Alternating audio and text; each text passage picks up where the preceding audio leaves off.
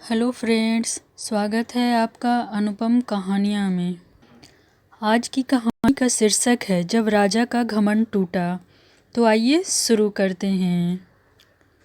एक राज्य में एक राजा रहता था जो बहुत घमंडी था। उसके घमंड के चलते आसपास के राज्य के राजाओं से भी उसके संबंध अच्छे नहीं थे। उसके घमंड की वजह से सारे राज्य के लोग उसकी बुराई करते थे। एक बार उस गांव से एक साधु महात्मा गुजर रहे थे।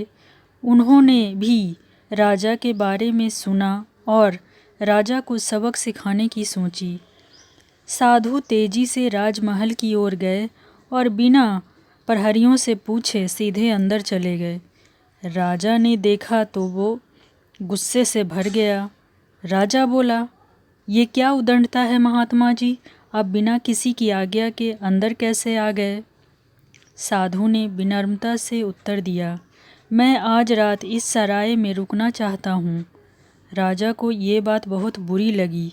वो बोला, महात्मा जी, ये मेरा राजमहल है, कोई सराय नहीं, कहीं और जाइए। साधु ने कहा, हे राजा, तुमसे पहले ये राजमहल किसका था? राजा, मेरे पिताजी का। साधु, तुम्हारे पिताजी से पहले ये किसका था? राजा, मेरे दादाजी का।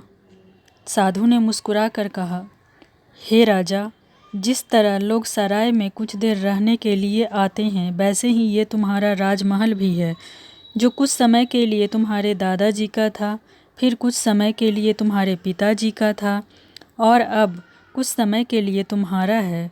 कल किसी और का होगा। ये राजमहल जिस पर तुम्हें इतना घमंड है, ये एक सराय ही है जहाँ एक व्यक्ति कुछ समय के लिए आता है और फिर चला जाता है। साधु की बातों से राजा इतना प्रभावित हुआ कि सारा राजपाट मान सम्मान छोड़कर साधु के चरण में गिर पड़ा और महात्मा जी से क्षमा मांगी और फिर कभी घमंड न करने की शपथ ली। धन्यवाद फ्रेंड्स, ये कहानी आपको कैसी लगी ज़रूर बताएं। अगर अच्छी लगी हो तो अपने इस प्यारे से चैनल को सब्सक्राइब करना ना भूलें।